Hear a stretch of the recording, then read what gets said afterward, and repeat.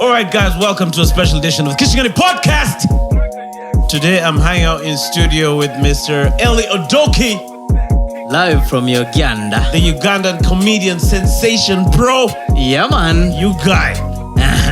Then also back there, we have Luko in the building doing some repairs to the sound of this podcast. One team, big up on yourself. Okay, we are killing it this year. Man, this is the year. There's no other year, man. This is man. it.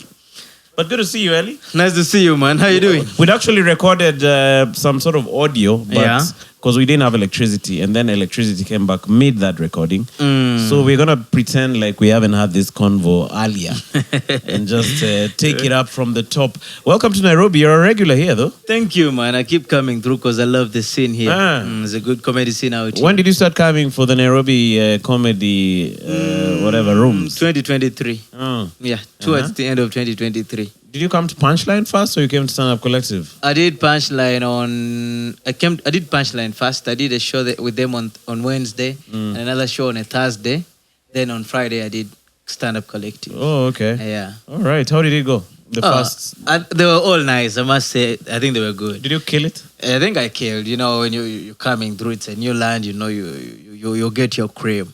You know, you don't want to bomb for the first few shows. I bombed the first time I went to South Africa. Though. South Africa, you have to bomb because you know it's a grown scene and then different cultures. You know, But their scene is advanced. far advanced, of course. Damn. But the cultures are different. But I think Uganda and Kenya, we are close. We share some things in culture. And Kenyans know something about Uganda and they're excited to hear someone is coming from Uganda. Because you idiots think you're far better than us. Oh, do you I've think seen that attitude. Oh, Kenyans think Ugandans are shit. Yeah. I don't know why, but I don't know. Is it true, you guys? You guys, you're in UG, man. Yeah, I don't know. Kenyans, like to Kenyans, UG is like a whole country of lawyers. So they just find it so funny. I don't like Man, Kenyans think they are really. I think they think they are braver than Ugandans. They are more developed than Ugandans. I generally think I generally think it boils down to that. Oh, for real? Ati angalia cheki hawa luya nipatiwa country mzima hebu angalia. You guys, so do you guys feel it? Some of you guys gossip about that in Uganda. For us, we don't know the lawyers. For us, I'm we know talking you about as Kenyans. us guys thinking we are... Not really. You first come here. Now, me have been coming here, so I feel it, you know. You guys, you guys, your grandfathers saw the same president, your father same, even your children, even your mother-in-law, your father-in-law. Ugandans, 40 years, So they really think we are not serious. You get? Yeah, I think it's a leadership thing. They think we should be changing presidents as often. They don't know in Uganda consistency is the key. Is of the high essence. And then I tell you guys save money on transition, you know, transiting from one president to another. You know that's money, eh? You know. Yeah. So if you just have one president, you don't have that budget. So we need to swear in a new guy. You guys matching. You need to put different photos on the money. Same group. You know how like every president comes in with their own cronies. Yeah. This is just the same guys mobbing. Guys from the bush. Some are 80. They just drop off by natural factors. You told me you're from the tribe of Idi Amin. Yeah, man, close, because I'm Lugwara, and you know. Lugwara is Arua, and that is, you know, that was like the city of Idi Amin. West Nile. Yeah, and so they... Say that slowly. Yeah, West Nile. You're moving very fast. You said Lugwara and you said Arua. Arua is the district. Lugwara is the tribe. All right. Yeah. Arua is the area? Yeah. So that region, Koboko, there are some Kakwas. So Idi Amin was basically from around there. So it's on which side of Uganda? West Nile, west of the Nile. All right, and okay, I'm trying to picture it. Is it near? It's close to South Sudan and Congo. Okay. Yeah. Is it a dry area or it's green? I think dry is an understatement. It is very dry. Oh, it's very dry. Very dry. The sun is too hot right there. Because you guys also have tribes like which are like our Pokot. You know the Pokot in Kenya? I've heard these warrior tribes. Oh, they're warriors? They're hard guys. They live in the bush. They keep cattle. They're pastoralists. Oh, I've seen the Maasai. Guns. I think Maasais are also warrior guys. I've seen them beat the police. They've beaten the police a number of times. They cut off a policeman's hand. I saw his hand drop recently. That's crazy. I saw them beating is it the tax guys and I think it was on the lake. Yeah. Or I don't know. Oh, okay. It was on some beach. They were beating these guys seriously. So, but your tribe is not a warrior tribe, right? I think it is a warrior tribe in a way. Oh, okay. Yeah, I think, man, those guys used to fight. Like a lot of my great grandfather was in the King African Rifles. Oh, okay. Yeah, so a lot of people from our side were in the military. Uh-huh. Yeah, from way back. So I think we are warriors in a way. I was watching this clip I think about a month ago, about how Amin got rid of some Indians from Uganda. Don't say some. But, it was all, right? All Indians. But I was also, the reason I find that interesting is, Yeah. I discovered when watching that video that these Asians, these Indians, were being brought from the UK. Yeah, they were UK citizens. And then they were being given some sort of direct... Man, the other guys are over entry. 1 billion people. Come on, man. So if you're going to the UK and you're causing chaos, Uganda is their colony. So Uganda was a dumping site. Yeah, that was not fair, right? Yeah, it wasn't fair, but They were just checking in. Have you ever seen a fair colonialist? Yeah, but how come they were bringing Indians? Because these are British. Yeah, but because Indians it was also a colony. India was also a colony of the British, so most of them were going to the UK. So the UK felt these guys are overcoming here. Okay. So let's send them to another colony. They're overcoming. No, don't go there, man. Uh-huh. Yeah, so I think they were sent to Uganda. Yeah, but they were given the economy. Yes. So the white people said, we're going to run the politics, you run the economy, and then... And they were living well. Like I was watching the video, it was showing them, they were in Mercedes-Benz. That was Uganda then. But now I was thinking about it, if Idi Amin, because Idi Amin got a lot of flack.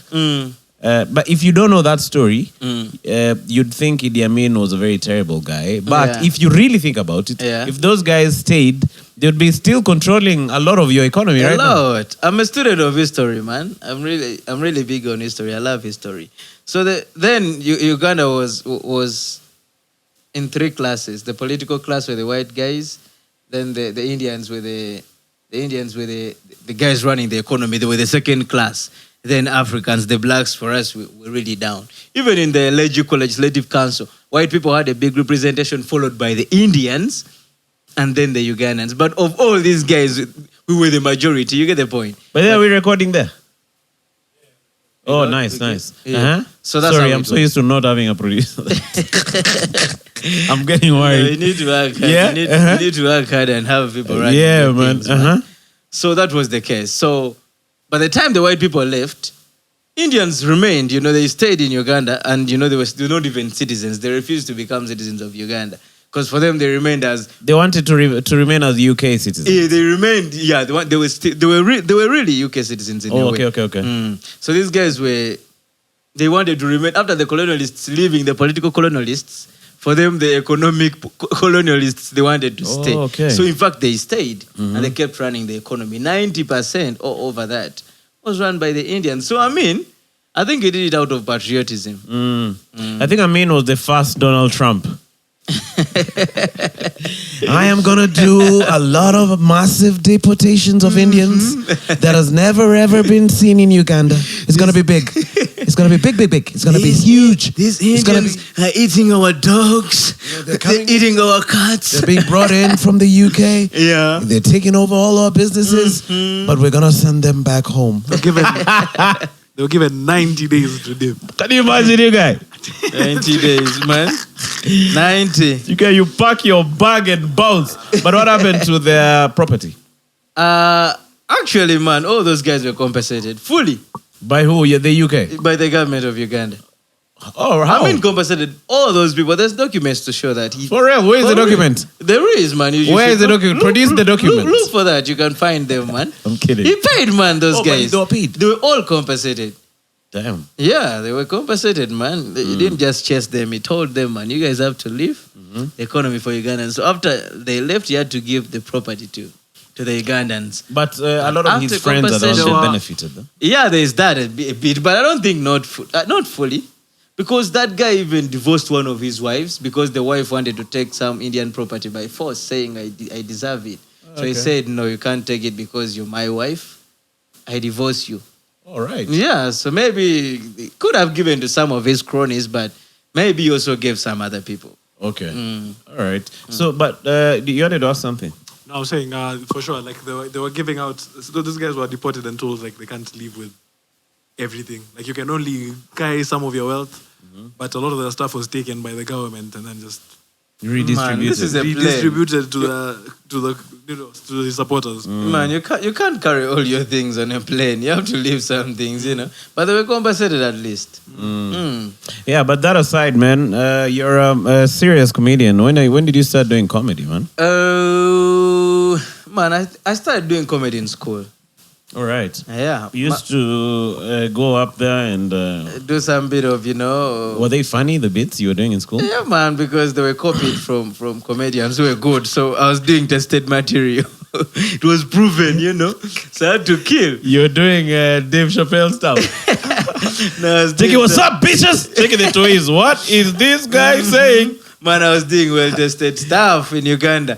Big up on yourself, Amoti Mbalanguzi, one of the legends in Ugandan comedy. So Who? Amoti. Amoti? This thing was in Uganda, but he would do that thing of translation with something with a friend, Oh, so the translations from Luganda to English were actually funny. So it was a tested thing that worked on TV. So, it was a template. You just add a few other things, So that's what I was doing with some friend of mine, senior 1. But now in senior 3. Could be senior 3, Senior 3 is high school now. Yeah, senior 3. For us, it's senior 1 to senior 6. Okay. Yeah, so senior 3, we had entertainment on Fridays. Now, that entertainment, we used to have music and then movies. But that particular one, I don't know what happened to the pastor. The pastor played comedy instead. He played the legendary Clint the Drunk. And we watched Clint the Drunk destroy. His thing of, will you, that clip? No, man. You don't know Clint the Drunk? I know Clint the Drunk. What do you know about Clint the I've Drunk? actually said Clint the Drunk. Stop your rubbish, man. You guys. No, but I know Clint the What do you know about Clint the I've Drunk? seen a few of his bits, but I don't know them. The most common bit is that reggae thing. Oh, yeah, I remember What is it. the thing I remember. with Then, ooey. Yeah. I hit my leg on stone. Yes. Man, yes. after watching that thing, the other day, for me, you get the point. I got out of my own house. I decided. More fire. You did what? You decide. Yeah, Man, that thing killed me. When I saw that guy and I saw the audience this guy was playing too, man. By the way, it looked like what we just played yesterday. You know that at the roast? Yeah. That Showmax thing, the audience, the way it was organized, the way the stage looked good. Man, that video. Yeah. Bro. Oh, yeah. Bro, I remember that clip. That guy played really well. He was in Ghana, according to that that clip.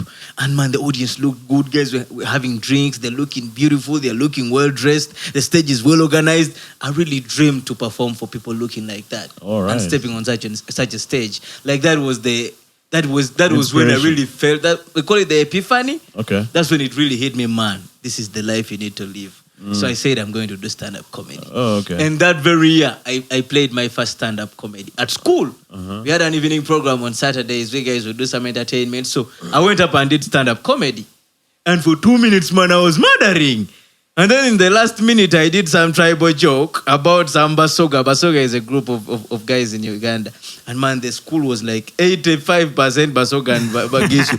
I got the longest boo of my life. Boo!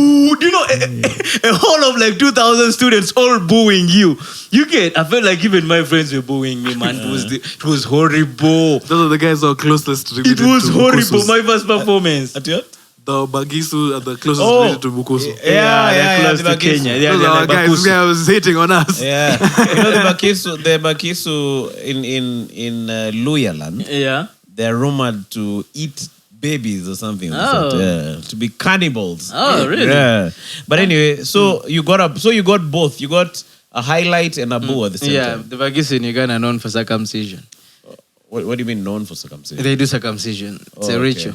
All right. It's the initiation ceremonies. For the boys, you can't become a man. Even at 50, you're a boy if you're not circumcised. Like they are very serious about it. yeah, it's a culture thing. You must. Those guys are just us. Mm-hmm. They're Yeah, blue jays. You guys are us. So man, it was really bad. Yeah. It was really bad, but the good. I kept thinking of how badly I bombed. But some boys of mine came there and told me, man, you had a good time, and I could also remember the 2 minutes were not that bad.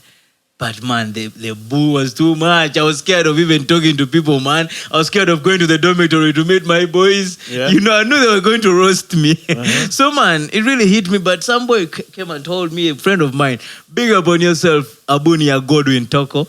You know, he was my friend, he was in the same class. And he told me, man, keep doing your thing. Don't worry, man. There's another guy who is really good in Nigeria. It's called Basket Mouth. That guy is good. You should go watch him. So now, holiday, I would go to the cafe. You guys call it what? Cyber. I'll go to the internet cafe and pay. You know, the YouTube of them days. Oh, so you'd watch porn and then now you watch basketball. No, some of Check, I'm now tired of porn. Let me now No, I go to didn't watch basketball. porn. Porn would buffer a lot, man. And everyone is looking at your computer. Niliacha kuchapa mzee nikaanza. So, you know how messed up that thing was, the internet of them days. You'd pay It was expensive. You would pay expensively, and then Actually, you had to go download the video and leave with it. most of the time. really? That's what last we For used me, to I would do. just go and watch. But then you pay for like 20 minutes. Man, this thing is buffering for like 15 minutes. Yeah. By the time you start watching, the other guy starts warning you, man. You have 30 seconds. And then you pay again. Then it's just already gone off. You have just to come back again. The internet has to come back again. Yeah, just to take He's some time helping to some warm other up. guys. You don't know how to go back to YouTube. He's helping other guys. Then he comes to you. Already 5 minutes have gone. So, but I would watch a little bit of Basket Mouth. I saw him doing his bit of two things involved. Yeah. I watched him do his things, his bits about schools there, you know, village schools, village ahead and all that. I got some inspiration. So in my senior for VAC, I jump on stage. Officially at Effendi's Okay. for the first time. Yeah. Effendi's is some sort of restaurant. Yeah, it's a restaurant. It's where Who was the running the first room? comedy happened. Who was running that room at Effendi's? At the time, it was run by guys called the Brainwash Comedy. Yeah, guys like Brighton Ark, Ronnie McVex, Anaja Deus. Oh yeah, Ronnie McVex. Yeah, the those guy are the guys running dresses it. really well. Yeah. He's an MC. At that time, Shout out to that brother, man. big up on yourself, Ronnie. Uh-huh. At that time, these guys had just grown to a level of doing theater. The Crackers, Mike Check, Salvador, Omara, big up on yourself, the legendary Omara, Cotilda Inapo, Emma Napoleon, all those guys were big now. They were feeling Effendi's to the brim, and you know, you couldn't be there any longer. There was a day I was at a gig at the Kampala Comedy Festival. Yeah. Oh, you came through for the festival? Yeah, it was being run by Okello. Yeah, and Timothy Nyanzi. Yeah, man. Big up on yourself. Yeah, shout out. So I'm there on stage. I was watching Napoleon. Yeah. They call Napoleon. That guy is Murderer. hilarious. He's a man. murderer. So that guy is like, are there any Kenyans in the building? Then, so some Kenyans are like, yeah. Then he's like, shut up. I don't know why that thing killed me. Beefs with you guys. He knows the things you've done, man. Yeah, then Kenyans say, shut up. He has a number of bits about Kenyans, by the way. Yeah, but, I no, think but that guy is a beast. He's a beast. That was 20 what? Was it 2017 17 or 18? Yeah, Could have been. 2017, yeah, around there. Right Now- before COVID. Now, after that show, he got a show in Zambia. I met him in Zambia. There was a show in Zambia 2018. Chinglis. With Chinglis. Yeah. Man, that guy murdered. You know, murdering an audience and then you leave stage and when the MC comes up, guys are like, no, we want Napoleon. Oh, for real? Man, guys scream, we want Napoleon. They Did got he- to come back and kill for another like 10. You get? It was a Chinglish show, right? Yeah. Mulongoshi. Yeah, it was a big show, man. Yeah. It was a big show. So has Napoleon become a regular in Zambia after that? I wouldn't say regular, but I don't know. Anyway, it depends on what you call a regular. Anyway. Like, does he travel to But Zambia? he goes to Zambia a number of times. Oh, quite a bit. I think like every year he goes. How come Napoleon has never come to Kenya, man? I'm Well, not guys sure. don't know him here properly. Oh, I think he needs to come through. Yeah, he needs man. to come through. 'Cause He's, that guy he's is good, a man. Killer! He's good. He needs to drop here and see what he can do. How come Uganda's comedy developed so fast? I think it developed so fast because it came 2009 is when the legendary Packers came down. Okay. Yeah, so he did the competition. Guys came through, they auditioned, and then it is Pablo that won. And Pablo was already doing the thing for like 5 years. You know, with He used to do it in church? his church and then Fun Factory. Fun Factory, these guys do sketches. So for him, he would have that like 10 minutes, you know, of doing stand-up comedy. Yeah, so he would do his jokes. And then, so here he got more training. Other guys also got training. So these guys who won, the guys who won were trained for 2 weeks in a workshop. They got real lessons of stand-up comedy. And then they were trained. They were trained, and it was Joe and who else? It was Joe and his team from Packers. No, yeah, it was Joe Parker and some other guy. I forget the guy's name. So they were actually training guys on how to perform. Comedy. Then they do a competition. Okay. Then they competed. Those who won, were really good. So those are the guys that started the scene. The scene was started by guys who were good. So who are these guys who won? I'm talking of Pablo, Salvador, Daniel O'Mara. All right. Yeah, those guys. So this guy really planted a seed in Uganda, right? This Joe Parker guy. Yeah, he did. He really did a good job. Stand-up comedy. I think we need a monument in memory of Joe Parker. Yeah. Uh-huh. He's the guy who started the scene.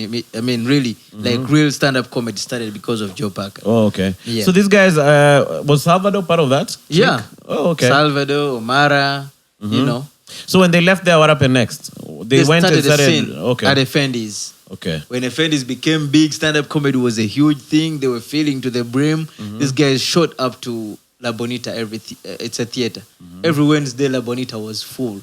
Seats about 1,000 people, but they would add extra seats. That is how big comedy was then. Oh, okay. Yeah, man. Because I remember when I came to Uganda the first time, I could see the scene was much more developed. The scene was vibrant. Us, we only had Churchill Show. Okay. Yeah, we didn't have other places where we could go perform. Right? Yeah, still. So if you don't get on stage at Churchill Show, it was heartbreaking because there's nowhere else. Mic check was big, but that's the beauty. If there are such big platforms where you feel you want to perform, but you're still young, you're not yet that good.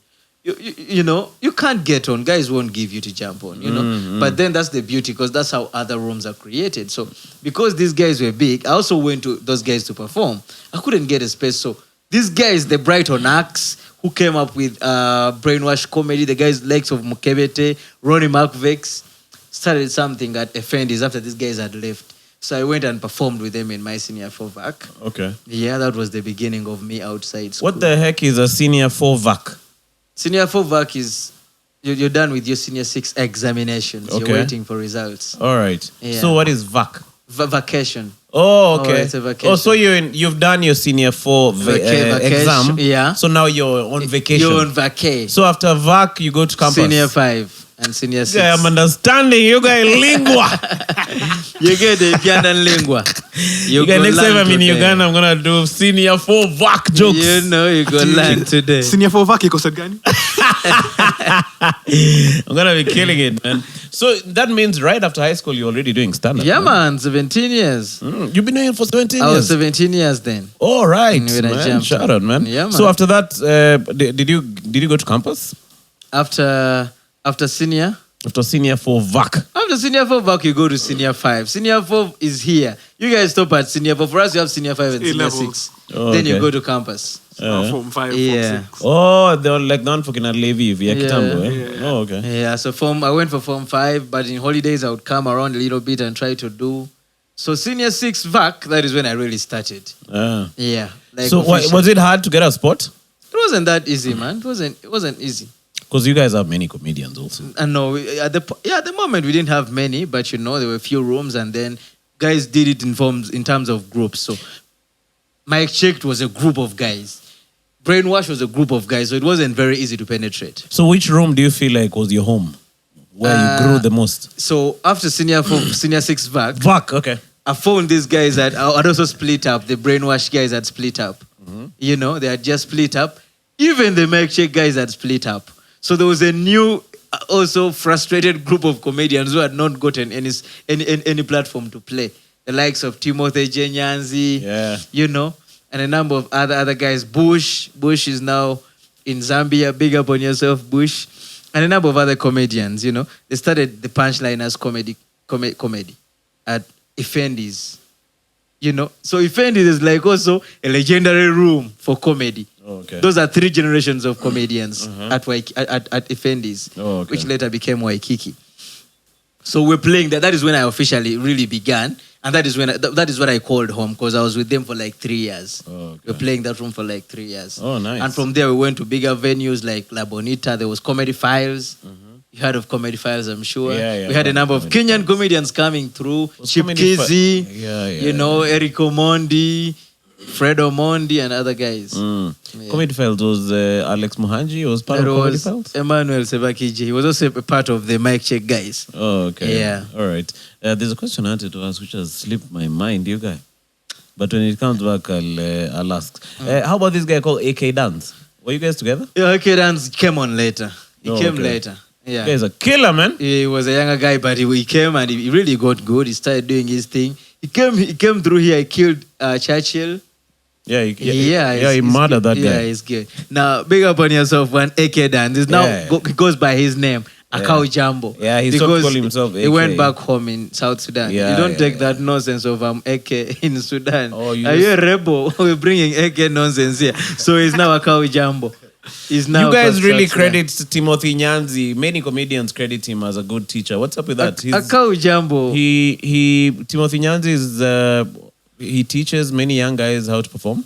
He's a mentor. I think he receives new comedians. You see, man, comedians, for us, we are frustrated people in a way. We are good people, but we've suffered in the business, So you don't want to give a lot of time to a young kid who is going to come here, waste your time, and then he doesn't do it for long, because many guys.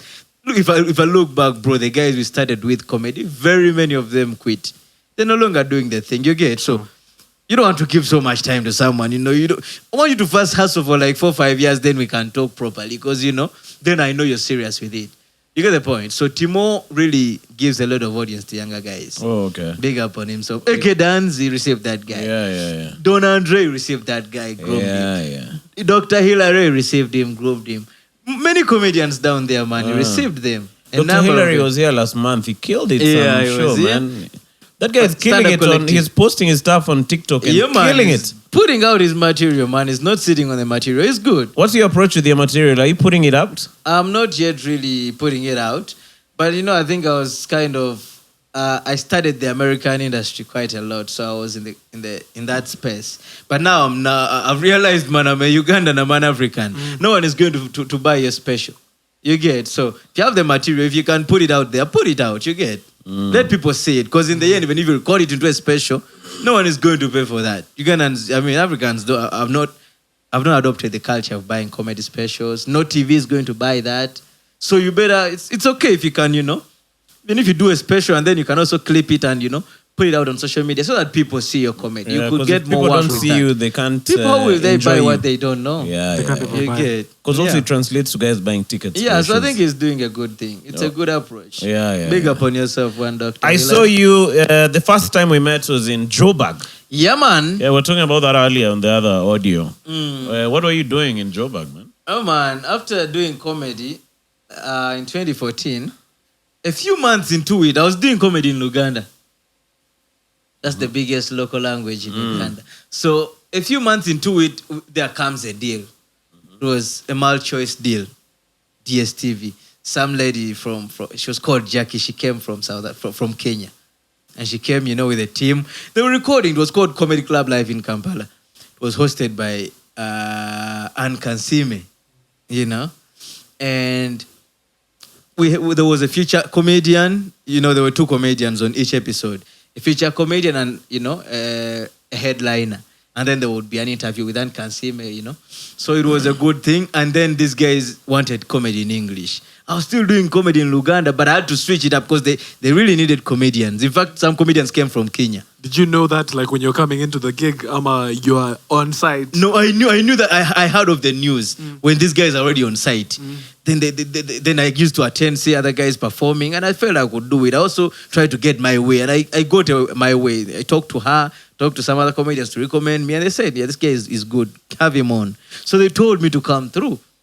Prepare my 5 minutes and I get my $600. When I switched up my entire act from Luganda, like really direct translation. So I translated everything to English. You get? Was it working? It wasn't working, but a little bit. Some of it was working. Oh, okay. And guys were laughing a bit. And man, I had a good time. And then it really hit me. But they still gave you your $600. Hey, man, very, very well, man. Very well. Okay. Tax free. In cash? No, it was taxed. It was in the bank. Oh, okay. Yeah, so it hit me that, man, I think I should start doing some English. You get? So 2016, still doing Luganda, the legendary Joseph Opio the guy who writes for Trevor Noah. Yeah, the Daily Show guy. Big up on yourself, one. Man, that guy really inspired me, Joseph Opio. He came through. He met us after the show at Waikiki. You know, the former offenders. We had Punchliners, the Timothy Jenyanzis, Okelo, and other guys, Emeka. Then he tells us, man, that was a good show. He talks to us and, he gives us some advice. And then after he called me on the side, he told me, man, I've seen your performance. I think you're a good performer. If only you could do that in English, you would go far. And that really stuck with me, man. It really hit me hard. I was in my second year. And I said, man, I'm just going to move to South Africa. I think that's where comedy is happening now. Because Trevor Noah then was big. He had gone to the Daily Show. Things were happening, And that is before I knew even this guy was writing for the Daily Show. He hadn't started. There was even another Ugandan comedian who used to roll with Trevor Noah. What's that guy's name? David Kibuka. Yes. But that guy was based in South Africa. He was born in South Africa.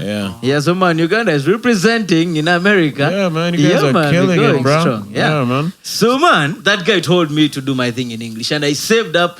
I used my third year tuition to go to South Africa. For real? Yeah, because man, I wanted to do comedy in English, and I wasn't doing it. People were booking me. I wanted to switch my act to English. It wasn't working. So I said I need to go to a place where I have no option but to perform in English. That's why I went to South Africa. So you're saying you used your third year tuition? Yeah. Where your parents my gave you university. the money? Yeah, they gave me the money for in tuition. cash. They gave me for the first semester. You're supposed to go and pay school fees. Yeah, then I bought a passport instead. You get. Then I started putting myself together. So they thought you were in school. Of course. But you are. And I was in the campus environment. Okay. I kept going, attending some lectures, not to be bored, But me, I don't know this study. I'm not doing it. Just to hang with classmates, not, because I didn't have the money enough to take me, so I had to keep around for the first semester, buy a passport and other things, then keep around the second semester until Musei gives me the entire money. You get. As I'm also doing some shows, collecting the money. So once the money was good, I think these guys had even just finished their third year. So I was with them for the entire third year, but I was not doing exams. So I got all that money. I said, man, I need to hit South Africa. So I went to South Africa. And I didn't know any other place to go better than Parker's, the guy who introduced stand-up to Uganda. So I went straight to Parker's, Monte Casino. So that's where I met you, man. That is the day we met, bro. But had you spoken to Parkers? To Joe, rather? No, I talked to him that Because I remember when we met, he was telling us, this is Elly from Uganda. Yeah, I just met him. You phoned me talking to him. Yeah. That was the first time I was So what the heck were you telling him? You're telling me you want to do comedy? I'm from Uganda.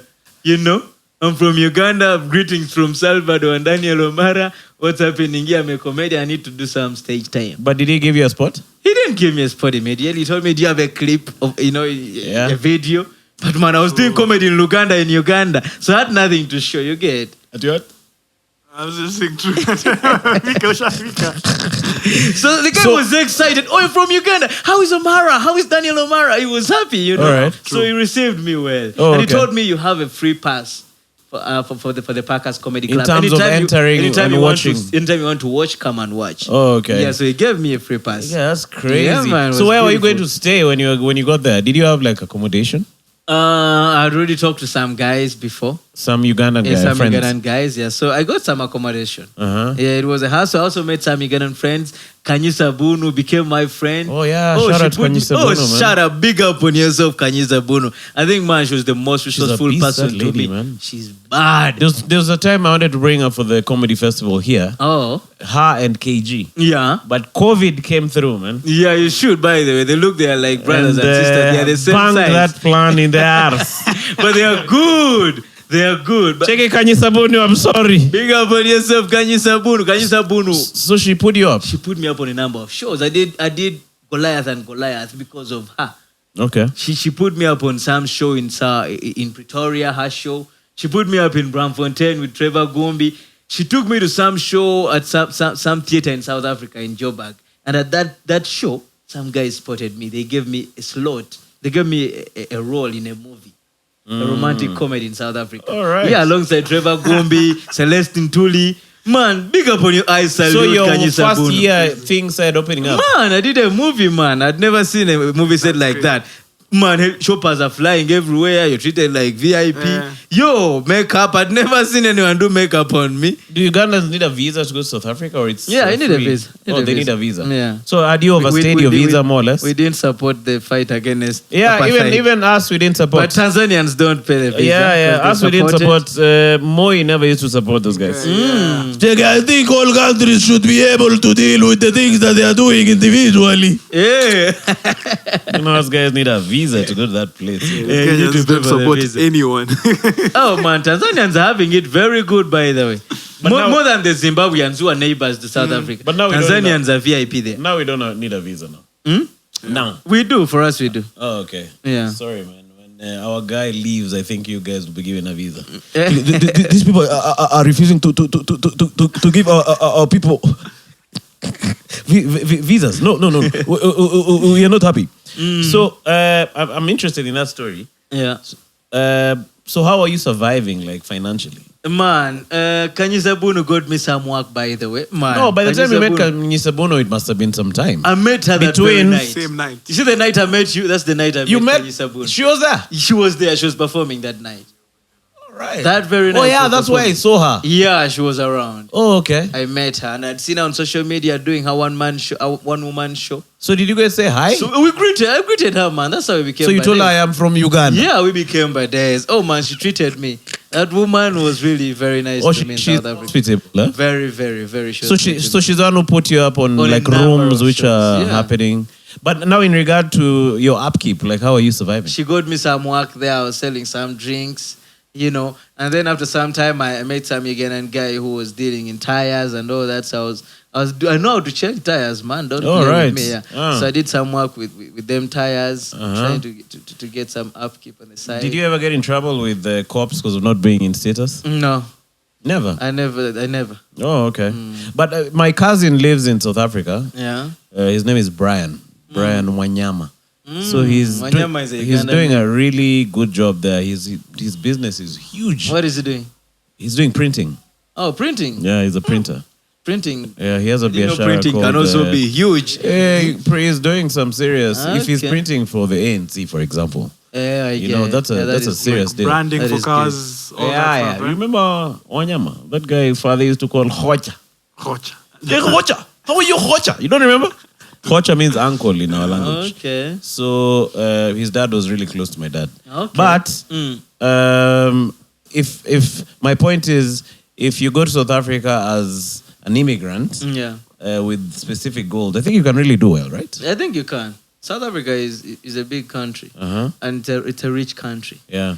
Like they call Joburg, is it what something nyama? So it's it's a place where there's too much meat. Oh, you can okay. never finish it. Everyone comes, they eat and they go. Ah. So that's what they call Johannesburg. Were you scared? Did you ever get mugged about it? No, I kept off. I would go play. I would go to kitchenas and other comedy places in the center, and there was mugging. I would hear stories of being mugged by them Nyaupe boys. Yeah. Boys who who smoke heroin and all Yeah. that. So I would be in the bar after the show until about 5:30 AM. Then I would go to the tax rank. Oh, okay. And then I would get a taxi. Because back at least home. in the morning, there's a lot of guys. I think they've leaving. finished robbing guys. Yeah, and man, it's 5:30. 5:30 usually, like in winter in South Africa, it's already the sun. I mean, it's already Oh, in it's summer. bright. 5:30 is already the sun is already out. Oh, okay. Yeah, in most cases, in 5:30, actually 5 it is already hot in summer. Then other times, other times it's already So you bright blended enough. in. You're even using taxis. Yeah, man. What do you use? That is not blending into surviving. Damn. Why are you going to walk because you can't be? It was 2014. Hakuna It is Uber. the thing you can use. There was Uber. Gee, what? But I couldn't afford Uber. If Yeah, I had true. to use my tuition to go, how can I use Uber? True. You get? Ah. Yeah, no, unless if I used the 3 years tuition. But I only used 1 year tuition. So, what was the biggest show you did during that exile to South Africa? What would I call the biggest show? It was a theater show in Pretoria. It was with Kanyisa Bunu. It was with Pop-Pops. All right. Yeah, Damn. who else? Which other guys were there on that show? I kind of forget, but that was It was a the big theater show. was big. Yeah. It was full. It's not a very big theater, but Pretoria theater, but it was. I think I don't remember the name, but it's in Pretoria. So do you think your English set grew during that time? Yeah, it was helpful. Because one time, Kanyisa takes me to a gig. We go to a gig. This gig is in Johannesburg. We go to the gig, and we reach the gig. They also gave me a slot to play. And they told me 12 minutes. They gave me 10 minutes. So I go to play this gig, man. We reach the show. The entire audience was white. Even the bartenders were white. The owner of the venue was white. You get the point? Only me and Kanyisa were the black guys that were performers. Even other performers, some of them were white. I'd never seen anything like that. And I knew, man, this is now, I'm really up to what I want. Because now, these are white people, you have to use English. So it really helped me to pull up my stockings. And I had a good show there. There was only one black guy in the audience. Yeah, he was from Cape Town, and I had dreads. So I go talk to the guy, hey, how you doing, man? And this guy was the whitest black guy I'd ever seen. He was speaking, he was whiter in his accent more than the white guys. Yeah. You know, he was adopted maybe. He had grown up with a white family. So literally the entire room was white. So those experiences helped me to work on my English. It took me a long time. Up to now, man, I'm still struggling with the English language. You know, I'm still trying to get better. Because English, you know, we didn't speak a lot of English growing up. Okay. Yeah, So why did you leave South Africa? Because things seem to have been kicking. I had to go back home, man. They were not kicking. They were kicking me, man. I was just surviving. You get? I had to go back home, but I really needed to get my university degree. I knew that there was no worst thing I would do to my dad.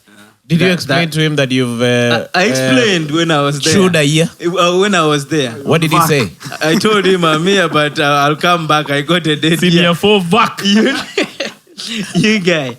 I knew there was no worst thing. My dad never got a university degree. And I'm his firstborn. Like, one of his biggest dreams was to see me get a degree. He did everything, man. So I knew there was no worst thing I would do to him than mess that up. So I was in South Africa, but my heart was in Uganda. I knew any time I have to go back. How did you receive the news that you're in South Africa with the tuition fee? Man, what do you do if someone calls you and they're already there? But you didn't tell him it's the tuition fee? Yeah, I told him I'm here. You just told him I'm story? I told him I got a date. Yeah, I'm here. Oh, okay. But he paid for you when you went back? He continued paying? When I went back, I went with the determination to pay for myself. Actually, when I went back, I got a job. A good job. But when I went back to study... You got a job as a what? 2019, I was doing some NGO work. I was acting, doing some radio dramas, you know. Oh, okay. Yeah. And it was paying well 2019, so I said, let me go back to school. Oh, right. So I went back, I was in 1 month and a half. Exams were coming close. I'm like, man, I'm just going to burn my money here. I asked for another date here. And then 2020 COVID came. You get? So by 2021, that is when school opened. At least for the third year as finalists at University, Makerere. Okay. So I went back to Makerere. But then, you know, Nimesota Kias, I was a bit broke. But my dad came through. He supported me, you know, for those 2 semesters. And I graduated in 2022, man. Okay, congratulations, bruh. Talking to psychologists, my brother. Freaking psychological senior 4 vac. I know how you guys salute Makerere University here in Kenya, but Makerere man. is big. I'm from Makerere, man. Yeah, I think Makerere is on the level of Nairobi University. Yeah, man. Yeah. Makerere is big. Bro. No, I'm talking about how we regard... If in Kenya, if you say you're in campus, somebody will ask you which campus. Oh, if you say Nairobi. If you say you're in Orero University, guys, like, what the heck is in Orero, man? Okay. But if you say you're in Nairobi University, it has a certain prestige. What of Jomo Kenyatta University? I think it's Nairobi University, KU. And then now Jomo Kenyatta. What's KU? In terms of perception. What's KU? Yo, but like nowadays, private universities are way better than public ones. Like those guys are falling behind. Yeah. I think in my generation, the guys I studied with, they really look down upon guys who went to private. Private universities were nothing there. You guys went to USIU. Up to now in Uganda, it's the same thing. If you don't go to a government university, people look at you in a way.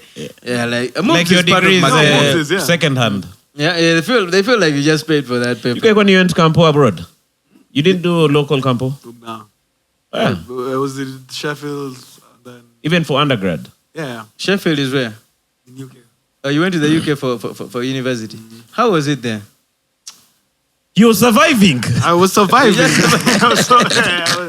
I was surviving. You know, like You look like you survived the UK. Hey, I didn't understand like how much winter like kills a person. Oh, that winter thing is nasty, eh? Yeah, you know, I was like, okay, hip hop sounds better, whatever. Like, you know, I didn't like think there would be real repercussions. Yeah. But that thing for like 4 p.m. it's dark outside.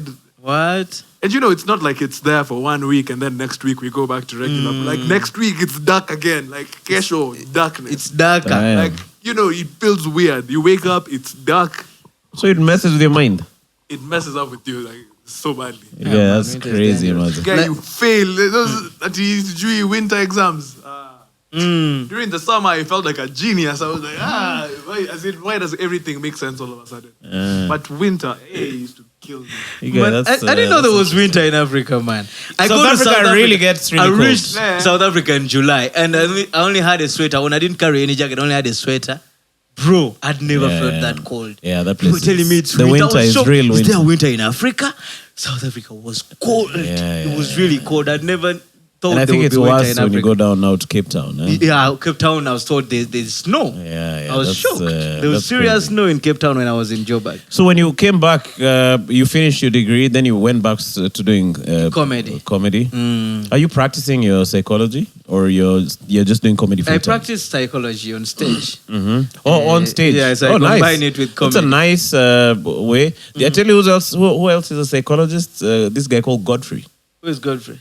Godfrey is a serious comedian from the States. The American, You should go check him the, out. the former, the Nigerian comedian. Yes, American that guy. comedian. Oh, Yeah, he's yeah. psychologist. Yeah, that guy Oh, was- the guy is very good with Impressions. impressions, just Yeah, like yeah. you. Uh-huh. Yeah, he really does good impressions. He's I a salute beast, him. he's a Hey, he's beast. dangerous. So what are you going to be doing? Are you going to be shuttling forth between Kampala and Nairobi and to Man. Joburg? What's the plan? The plan is to play as many countries as possible, man. How do you finance your trips to all these places? Man, you have to look for the money. You have to look for money. I'm a comedian, but I'm also a businessman. I really believe in business. Business is the way, man.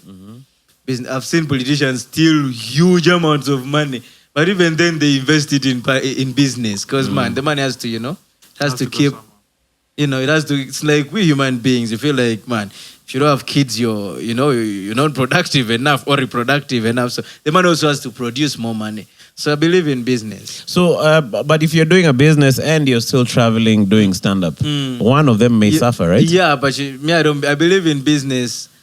I don't believe in business that needs me to be there 24/7. I believe in business that I can do, but also other people can run it on the side if I'm not around. Yeah, like OnlyFans, like stuff like that. Yo, lazima ukue hapo, cheki inama. I'm also a merchant, like I buy stuff and sell it.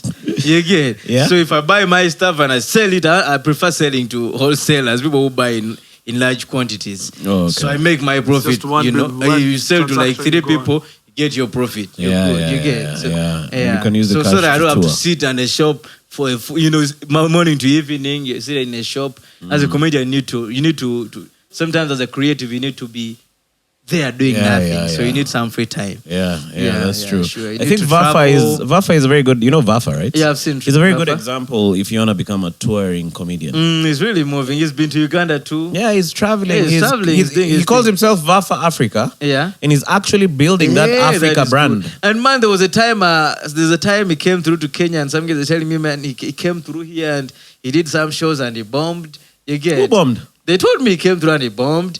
Then after some time he came back. That guy killed. And then he sold out shows. Yeah. You get 2 shows in a row. Yeah. You get. Man, and then what we're telling me is, man, for real, Vafa is growing. Yeah, he Because is he told me growing. when he had first come to here, to Nairobi, it wasn't that good. But man, the boy has grown. He's now selling out shows and he's really killing. He's Yeah, killing Nairobi. He learns the local nuances. Yeah, the more you come And to a then place, he- the more you learn about the Yes, culture. Like yes. I have a number of jokes about Kenya that I can't do anywhere else. Or jokes that are about not really about Kenya, but the culture. A bit of the culture, or the words you guys use here, the terms, the terminologies that I can use in a joke and it works perfectly here and it can't work elsewhere. The more you come to a place, you learn the culture. So how long do you give yourself when you say come to Nairobi? Do you give yourself a month?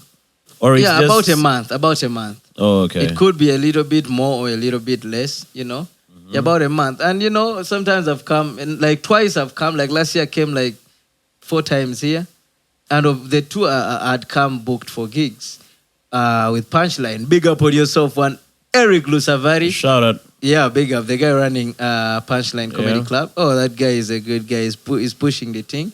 He has had me like twice at least for paid gigs. The other paid gigs he has given, but I mean, where you have to travel and come and do the thing at least twice, So of those 4 times, I would say I'd come to do those gigs, and then I stayed around to play other shows. And he met you through you bringing yourself. Yeah, he met me when I came down here to perform. I performed at his show. 2 Grapes, Wine Down Wednesdays. So after that, he called you back. Yeah, he called me back. Yeah, that's how it should be, man. Yeah, man. Do you know this guy called Long John?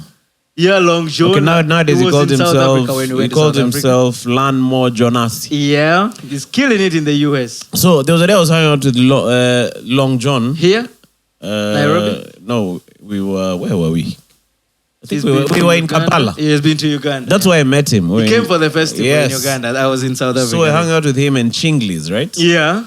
Chinglis is a comedian from Zambia. Big up on yourself. Chinglis. So we are discussing Joburg and crime and how that place is scary. And then Chinglis said, me, that's why I cannot go to South Africa. And then Long John said something which stuck in my mind. He said, me, I'm willing to die for my comedy. Yeah, he's willing to die. Yeah, man. That guy is big. Me, I'm willing to die. And he had a right to say that because it is the Zimbabweans who are mugging people in South Africa. So he's the one mugging. He can't be mugged. But that is the spirit. If you're ready to die for something. Exactly. Hata kuna kuzonga kwa abroad anaibia watu. Kama juu. So you see that attitude that you need. Yeah. Because you can see even what he's killing it now in America. He's killing, I man. think now he has a citizenship. He got a residency. I think he got maybe because, man. But my point is, as a comedian, you have to be willing to go out of your comfort zone. Yeah, man. You really need to push. Beyond Okay, your hopefully country. no one is going to kill you. And for but me, the attitude is get out of your comfort zone and get into this I other believe places. so. Because for me, I believe, that's why I chose studying to do comedy in English. Because why would you do comedy in English and then you stay in a country that English is not the dominant language? You get the point? So for me, the reason why I chose to do English is to apply, to serve more people. Yeah. So I wouldn't want to serve only Ugandans. I want to serve Kenyans. I want to serve Nigerians, South Africans, Zimbabweans, Zambians, Americans, Scottish people. True. I want to tour the world, bro. Yeah, man, because English is a world language right now. But also... Okay, go ahead, team. Sorry. And when you start from a place where like you already know the Luganda jazz, it's bringing that world to them. It's not even like true.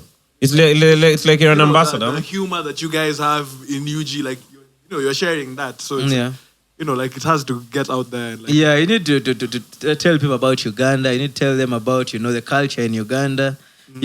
Let them know about Uganda. In a way, you're being an ambassador that is not paid by the government. There's a time Long John came and slept on my house on a very thin mattress. Huh? He came to Kenya sometime. Yeah. See, now when I met him in Kampala, we had a gig at a place called The Blues. So I told him, come headline at The Blues. He wasn't even headlining, he was the pre-headliner. Okay. So he came, killed it. He left a big problem for the headliner of that night. Huh? What? Then he slept on a thin mattress. Yeah, he came and slept on, the mattress was like this. But he's also thin. Why would you give him a big mattress?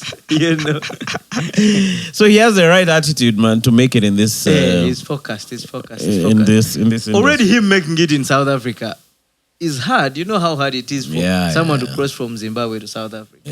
Those guys, man, they cross that. Is it River Limpopo? Those guys, man, they some of them swim, and many are eaten by crocodiles, man. For real? Yeah, it's not easy crossing to South Africa. Damn. It is easier for you to leave Uganda and go to South Africa by road than a Zimbabwean to cross. Oh, okay. Yeah, sometimes it's hard. And then also when you get there, people thinking that you've come here to take all our jobs. They take their jobs, which jobs they don't have as well.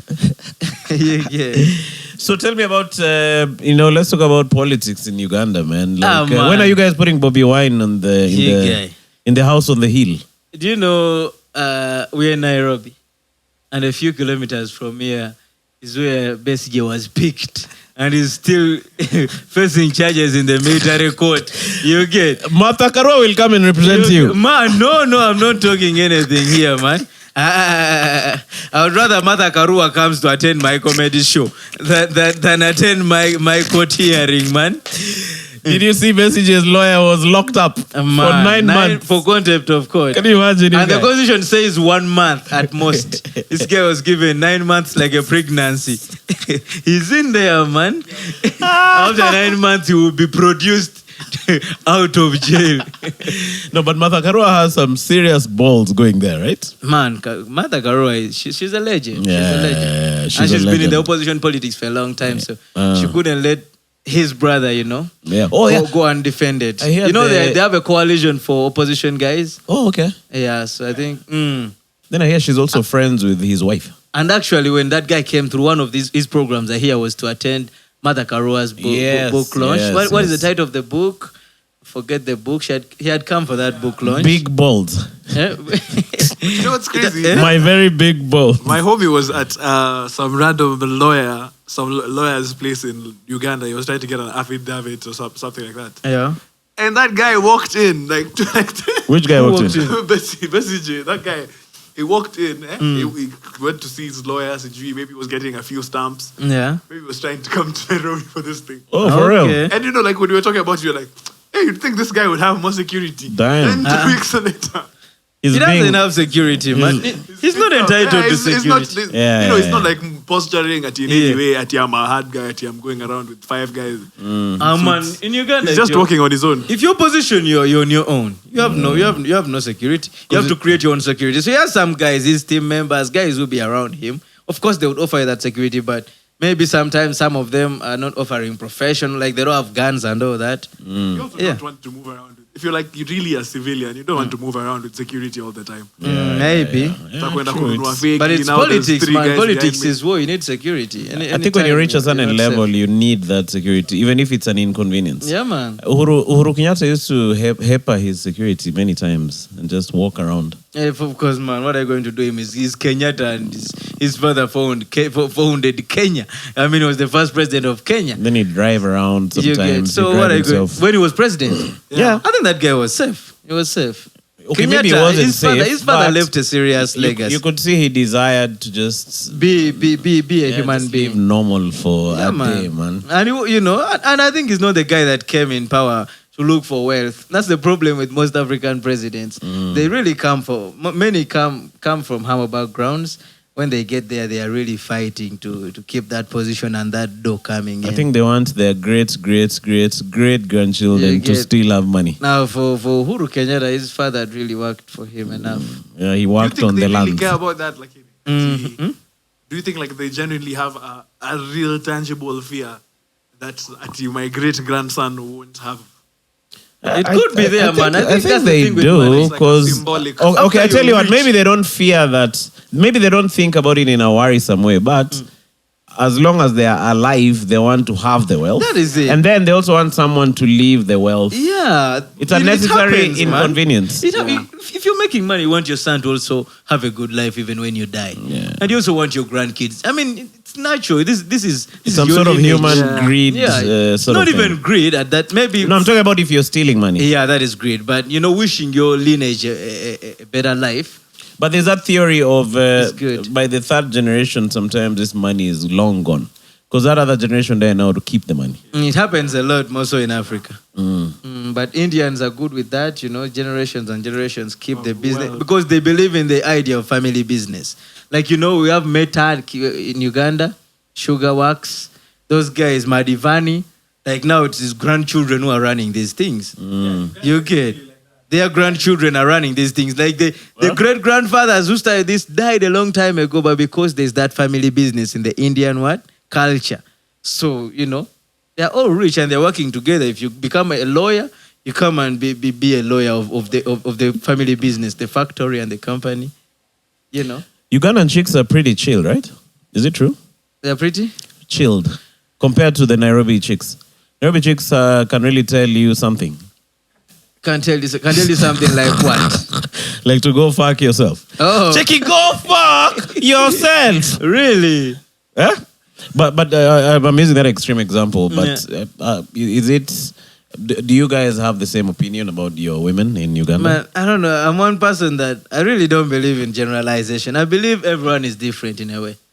No, but people have certain characteristics. Yeah, they are those. Like we can say Indians are good at saving money, for example. Yeah. And starting businesses and stuff like that. Yeah. So you can group a person. I'm not saying everyone is like that, but you can group certain characteristics with certain individuals.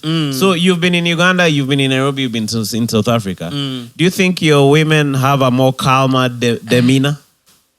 Yeah, I think most of them are calm, but you know, now when you're in Kampala, that is metropolitan. People come from different walks of life, different parts of the country, you know, and some want to be modern, want to be urban, they're in the city. So, you know, some are pretenders. You can't know really, you know. You can't really judge much. I think people in UG are generally more chill. Like guys in Nairobi. This guy is from Uganda. Yeah, this guy was in Uganda for like a couple of months. This is the guy who can tell you about. Yeah, but then what do you think, you guys? Do you think those chicks are a bit chill? I feel like everyone there is more chill. Or even Jamaz? Yeah.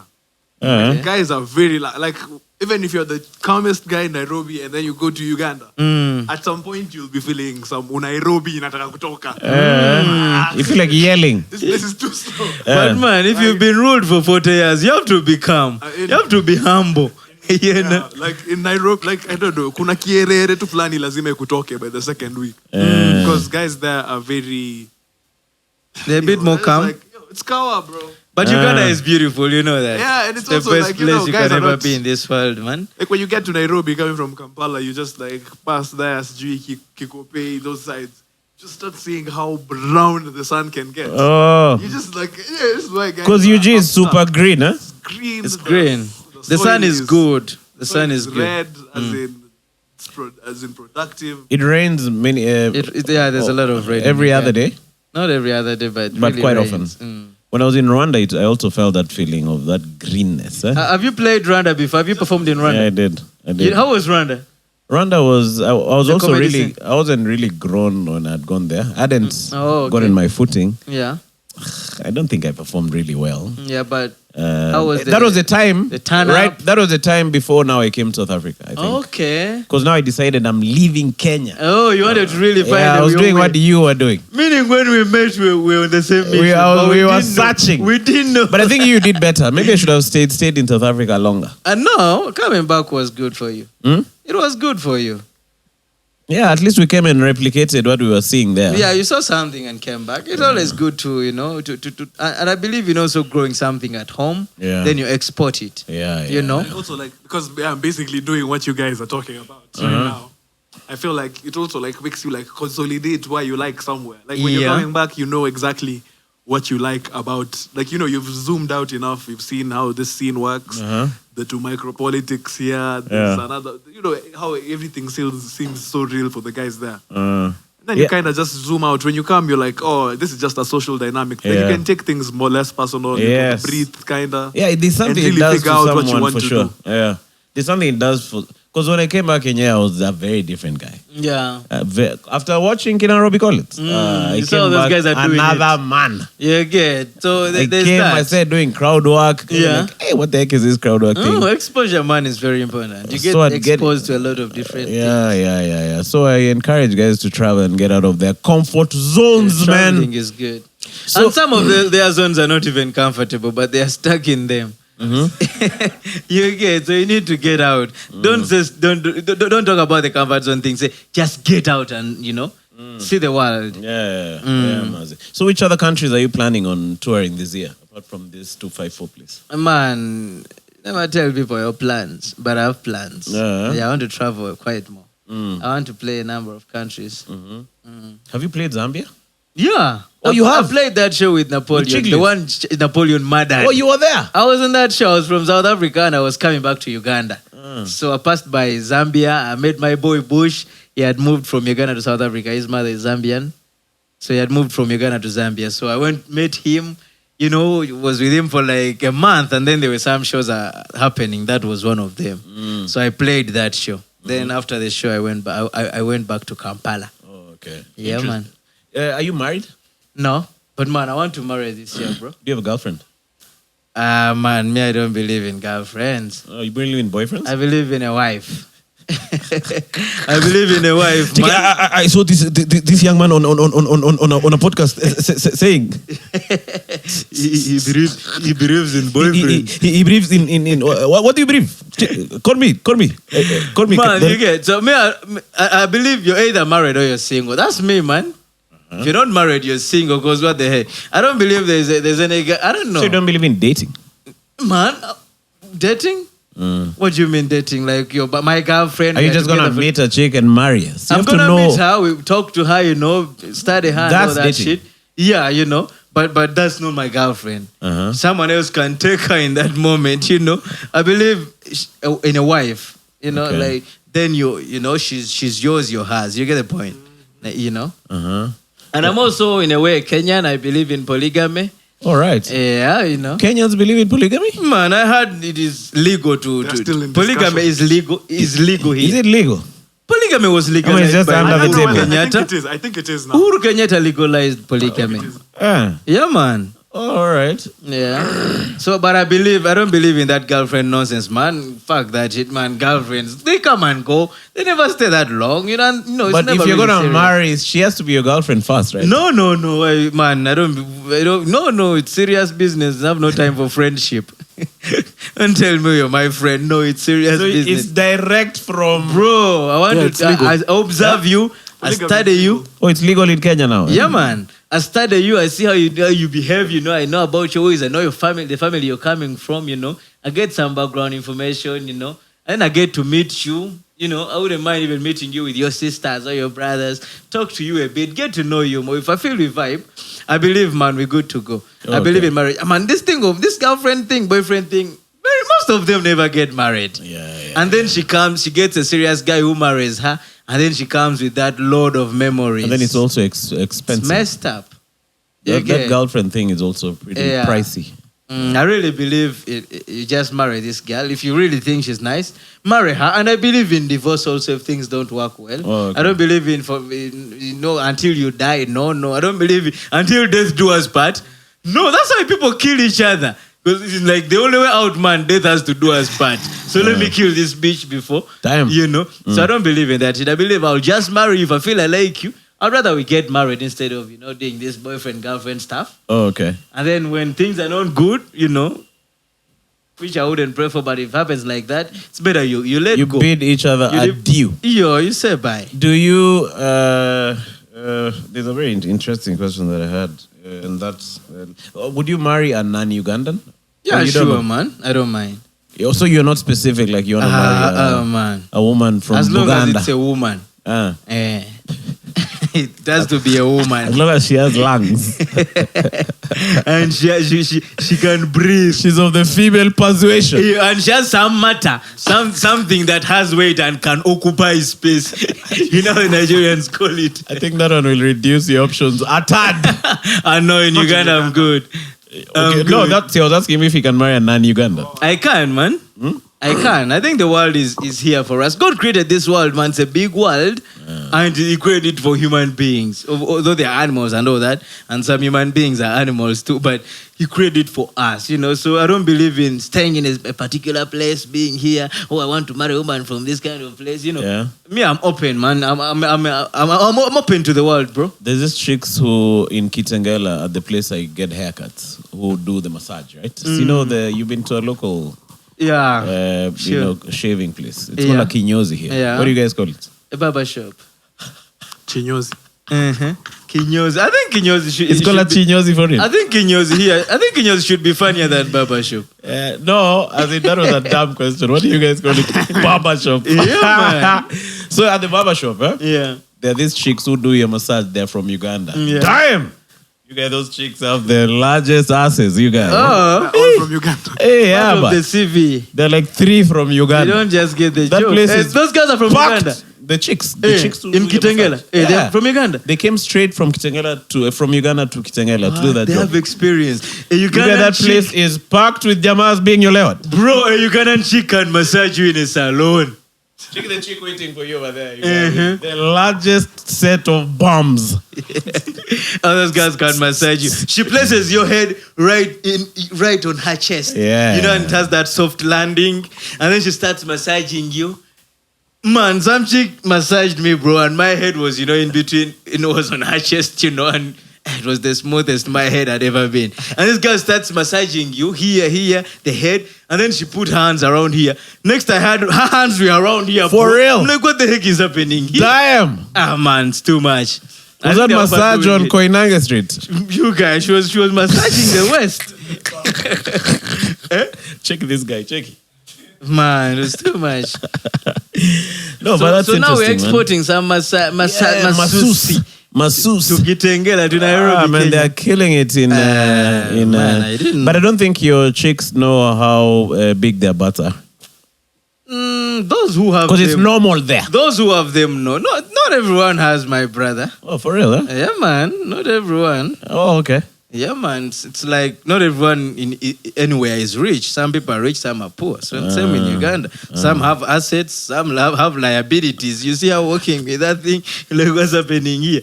But a number of them are gifted. Uganda is a gifted country, man. No, shout out to Uganda, man. Yeah, man. I tell you what I can't wait to do. I want to do what this guy is doing. Huh? What is it doing? I want to carry my lights and my sound things and go and do podcasts with all the comedians in Uganda, one by one.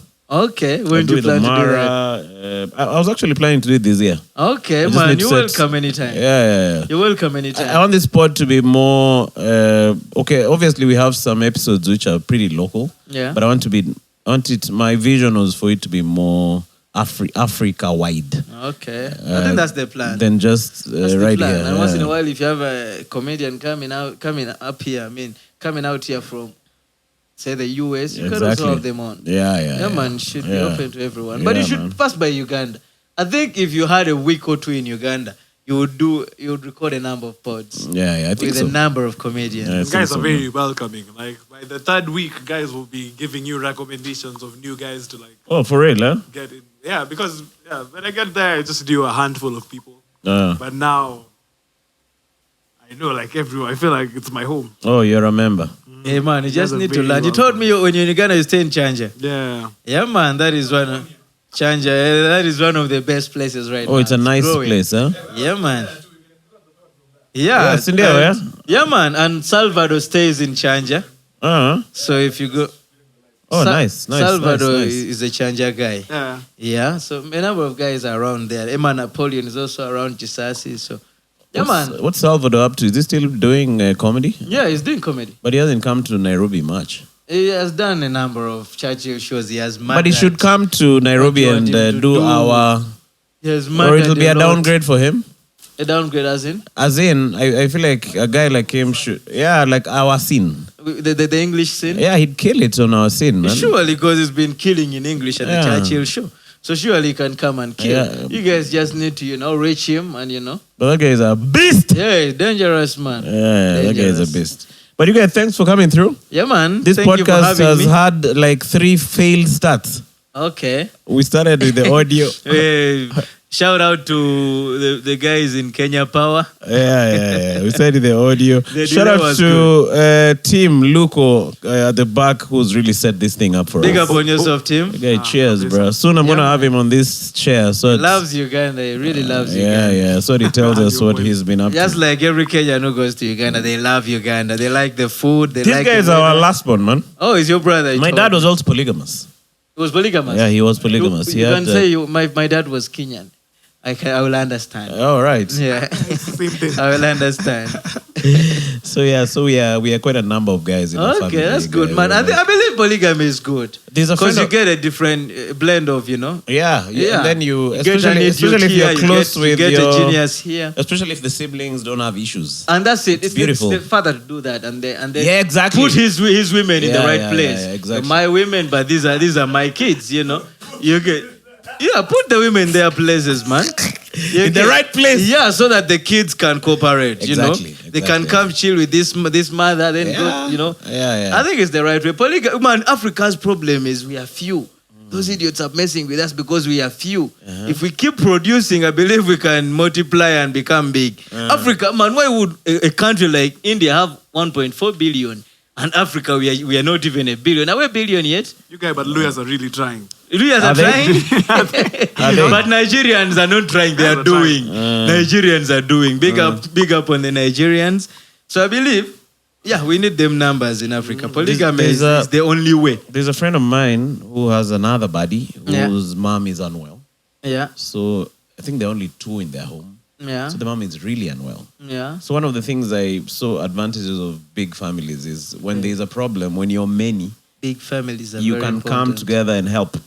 And it's not even about even just health. Yeah. It's okay. Let's talk about health, right? Yeah. Say if my mom is unwell and we are many. Yeah. So one can visit today, the next one tomorrow, the other one tomorrow. Or if maybe even your mom is a widow or your dad. Yeah. Like because you're many, there are many people to help. System. So now this guy is really suffering alone with his mom. It's hard. Like he's really going through a rough time right now because first of all, he's the guy who has the most money in the home. Then there are only 2. Yeah. So sometimes he has to leave his office to go get his mom, take the mom to the hospital. Becomes hard. So I think big families are good. How many are you guys in your family? We're about man, you cannot know. You can't know an African father. Depends on but who you I ask. know about 10, but I don't know. I know about 9. Was your dad also us. polygamous? Man, he's a Kenyan. It's Kenya. Oh, he's Kenyan, right? No, he's Ugandan. But he's polygamous. He's Kenyan at heart. Yeah. So you're number what on the known list? I'm the firstborn. I'm his firstborn. Oh, among everybody. I'm his I'm his known firstborn. Oh, right. Yeah. Damn. I'm his known firstborn. Oh, okay. Yeah. So your dad is fairly a young guy, right? Yeah, he's in mid-50s, about 55. Oh, okay. Yeah. Maybe I should have him on this podcast, bruh. He's not funny. You don't need him. I don't need him to be funny. I just need him to talk. No, you don't need him, man. You want him to... Why is this guy keeping his dad? Man, I don't want... No, it's not even funny. Dad, if you're watching, reach out. No, I want him to introduce We need you on the I don't want podcast. him to introduce my siblings to me on a podcast. I want him to tell me about my other 20 siblings in person, you know? Man. So we have one of your brothers in the back. So, cheers, man. Thanks for coming Man, through. thank you for All the having best with your career. Big up on yourself. I Hopefully, appreciate you, man. we'll do, as you're doing bigger shows, you'll be coming back to the podcast. Man, I'm and really just looking giving forward us to coming updates. back somewhere. Yeah. Anytime. All right. Cheers, man. The Kishari Podcast. Kisiangani podcast, man. That's Too what's many up. more years, man. That's what's up, bro. All the best, Pandis. Cheers. I wish you the best. Thank you. Nairobi, Kenya. I salute you. My name is Elly Odoki.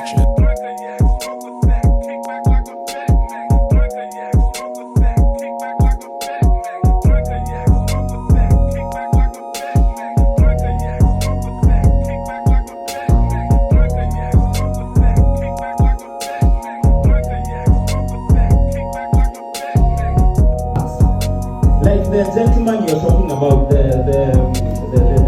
CS for ICT, you're claiming he has no experience. I'm a spokesman live.